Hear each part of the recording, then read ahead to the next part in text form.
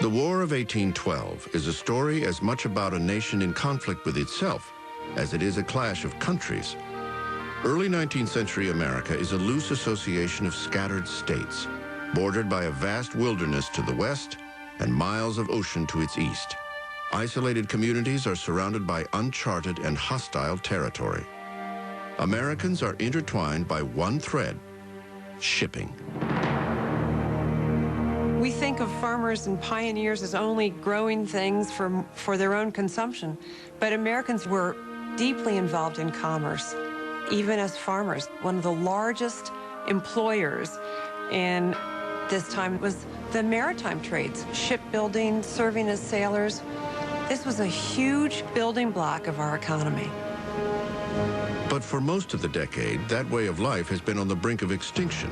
Great Britain has continually violated America's shipping rights on the high seas. At the top of a growing list of grievances, impressment of Americans by the British Navy. The British at this time are fighting an important war against Napoleonic France, and in order to fight this war, they need manpower for the Royal Navy. So they're stopping American ships on the high seas and forcing Americans to serve in the Navy. There were thousands of British sailors had deserted to the American Merchant Marine for better pay and conditions, and many of them take out citizenship. Britain does not recognize the right of any of its citizens to renounce nationality, and so they reply with the blunt instrument of their fearsome 1,000-ship navy. In 1807, then-President Thomas Jefferson had urged Congress to pass the Embargo Act, a law forbidding foreign commerce.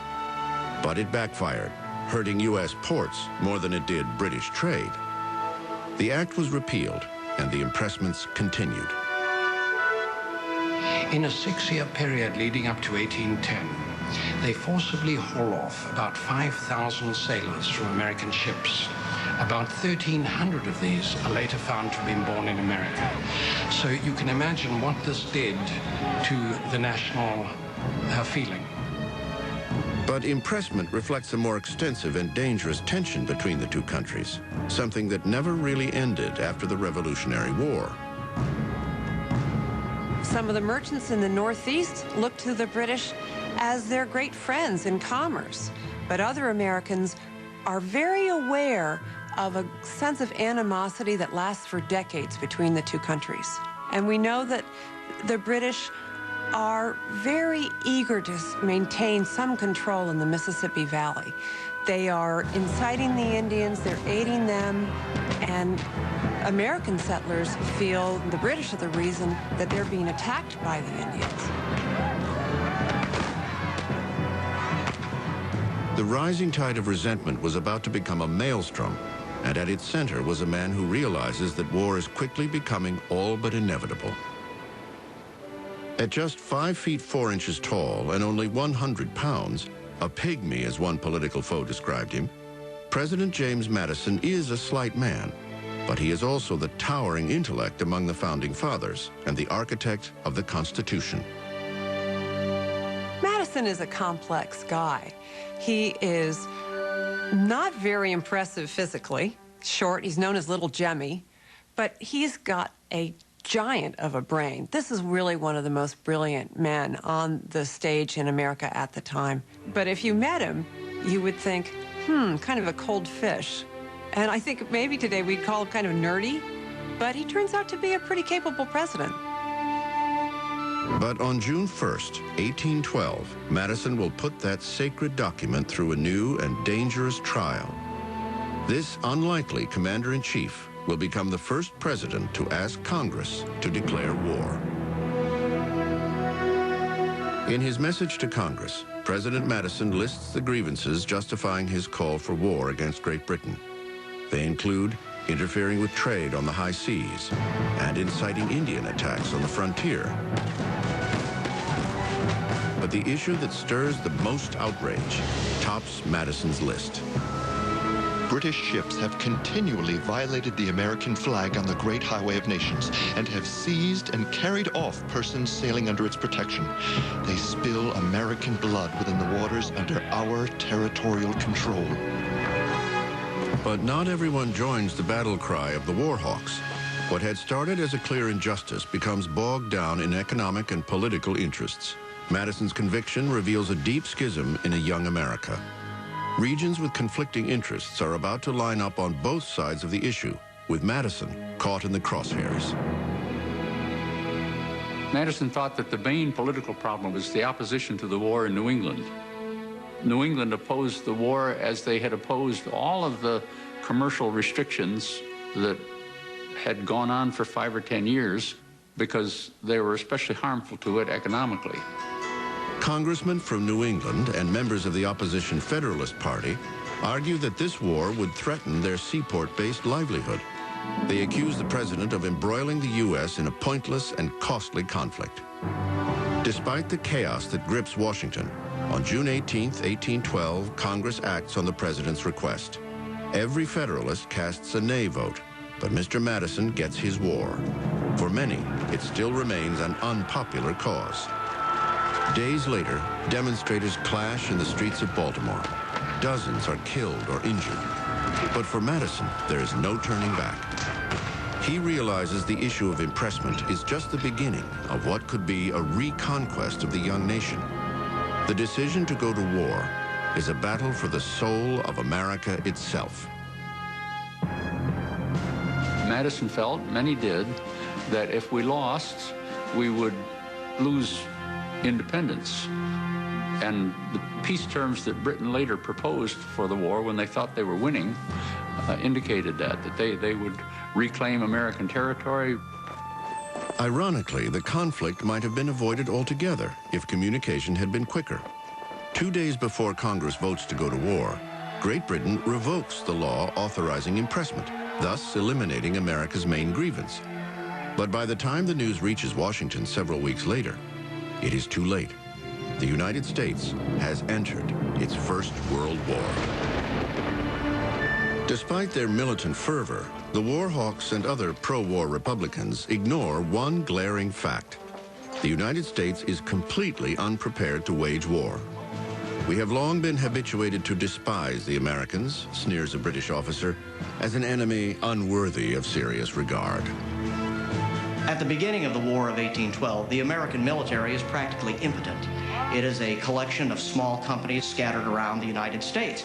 It is a constabulary force designed to police and enforce America's laws, but it's really a token force.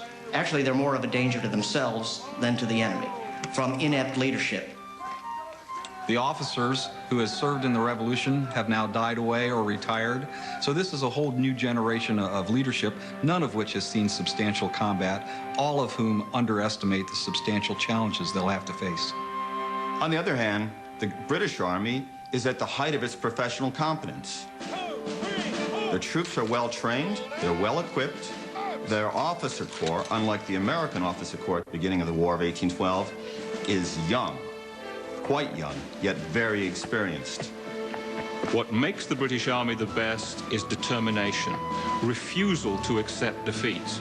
In the face of everything that might sensibly say, you are gone, the British will stick at it and will continue until they succeed. And yet another glaring drawback faces the United States. It has no real navy to speak of. The British Navy is a huge problem. The Americans are never going to be able to create anything to compete with the size of the British Navy. So what do? We do have sailors. We do have merchants. We do have entrepreneurial, successful business people. So Congress encourages privateers, people to go out privately and raid British shipping, hoping to kind of level the field. On the international scene, the American people of 1812 are viewed as unsophisticated, disorganized, and unrealistic. And that is just how they will fight this war. The disparity between British and American forces becomes immediately apparent in the days following the outbreak of the conflict. Just weeks after war is declared, military commanders target Britain's last stronghold in North America, Canada. The war hawks in Congress were already getting aggressively interested in Canada. They thought this is their way to get back at England for what they saw of insults to the American flag, impressment of seamen. They thought Canada would be easy pickings. are they thinking? We've got 7.5 million people in the United States, and that's still not enough to settle all the land we have. Why are they casting an eye on Canada? We don't even have militiamen who are willing to cross that border. What many had once predicted would be a matter of mere marching turns into one of the biggest blunders in American military history. America is ill-prepared to defend its western borders, and the opening years of the war are just a series of unmitigated disasters for the young nation. Mackinac Falls, Dearborn Falls, Detroit Falls with virtually no resistance by the Americans. America simply cannot stand up to the military force of Great Britain during this time. Of all the forts to fall, Detroit is the most disastrous. 2,000 men surrender without firing a single musket. It is an ominous beginning to what would become a confusing and drawn-out engagement. The one bright spot in these early days comes from one of the few ships of the non-existent U.S. Navy. Just 3 days after American forces surrender Detroit, the USS Constitution finds the HMS Guerrière off the New England coast. For the crew of the Constitution, the battle is intensely personal. The Guerrière is one of the most famous of the ships noted for impressment. Over the next 3 hours, the two slug it out.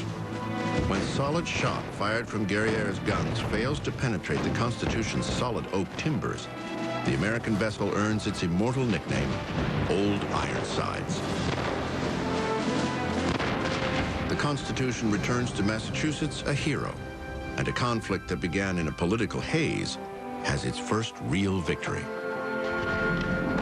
It would be short-lived. As the War of 1812 drags into 1813, the campaign to conquer Canada has mostly misfired. But that April, the Americans enflamed the British and set the stage for the most dramatic act of revenge in the war. On April 27th, American troops attack York, the capital of Upper Canada, and set fire to the Parliament building. The British will not forget this act of devastation. Just 1 year later, they will launch the first invasion of the United States and bring the war right to President Madison's doorstep.